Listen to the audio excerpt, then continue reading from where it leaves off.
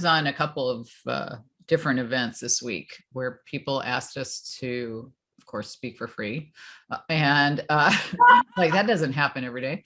And I noticed that on several of the events, there'll be 5 or 6 people on the panel with me.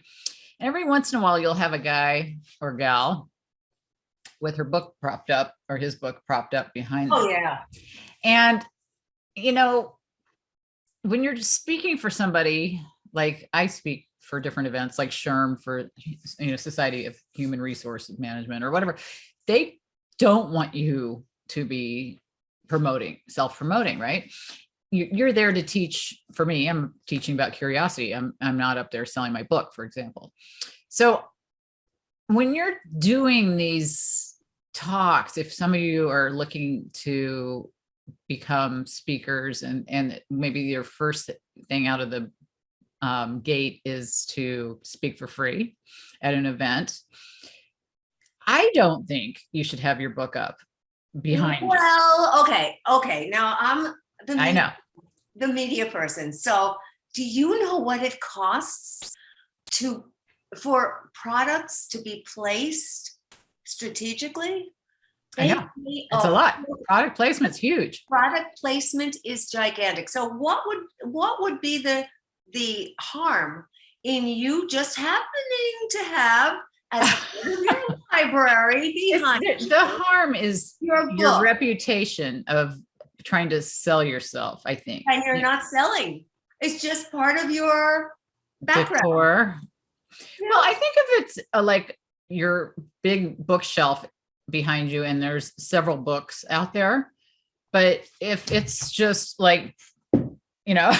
And that's what they do. That's right. And if it's just your book, like right there, I'm not a fan because I think, you know, it just, especially if no one else is talking. I mean, if you're trying to sell yourself as a consultant, for example, it goes without saying what you do because you're at this event. They're introducing you. You're the, you know, for me, I'm the CEO of Tenera, and I help companies build their human behaviors and, you know, so and so in my introduction, right? When they introduce me. So when they're asking me questions, there are ways that I can discuss my work without having a big picture of it. For example, you know, when I research my curiosity instrument without saying the name of it, I could, you know, or when I research curiosity, I learned that these things inhibit it, for example. And you talk about your expertise. I don't think you need to have your book behind you in that setting. Now, if we're sitting here talking about our books for this is a whole different thing. I could hold up a book right now and it would be perfectly appropriate because you and I are talking about certain things, right? But if I'm representing another company's event, I think it is respectful to not do the self-promotion thing. I don't look at it as self-promotion, you see.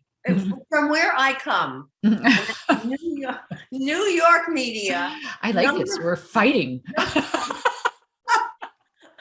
Number one media market in the world. From where I come, product placement is so valuable that for you to just leave your book around, I don't see any harm in it. You're not even mentioning it, but it's there in case people want, because sometimes the host won't say, so how can we get in touch with you? Sometimes they do if they're generous. On these kind of events, they're not going to do that at all. They're never going to ask. Oh, right. You know what I mean? I'm not talking about like you and I go, we get interviewed on like downtown here on this show that we been on several times. That they put the book up. They're asking you about the book. Oh yeah, but perfectly different thing. I'm talking about the other things. You know, when you're doing like for a human resource event is a good example because you're there teaching them certain skills. They already know you're an expert. They know you've written books or you're not going to even be there if you hadn't. You know what I mean? Look, I did a public service announcement for abused women, and I had the book that I was not even mentioning, but I had the book by my side. And I thought that that would be a good resource for anybody who is interested enough in finding out more or where to go to get additional information for themselves. I thought that that was a helpful, handy tool for them.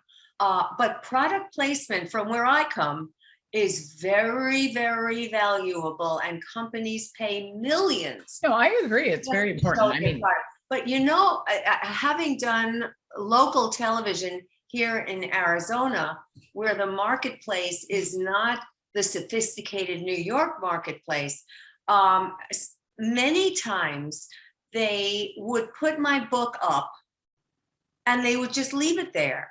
And if you don't zoom in, it looks like a piece of trash on the coffee table. I mean, sometimes it's not even used properly. So, and usually on the shows, on the local shows, they'll say, so where can people find out more about you? And where that's a completely different thing. I'm totally with you on that. Your professional conferences. Mhm. But there is so much interaction and overlay between pop culture and academia today. And I don't see harm in that. As a matter of fact, you know, I have been doing something that has never been done before. I am taking TikTok videos, TikTok of all crazy things, TikTok videos, and showing the business orientation of those videos on LinkedIn, which is diametrically opposed to the TikTok audience. And I am doing that because we are so interlocking today that I want to see if I could pull this thing off. And we talked about that.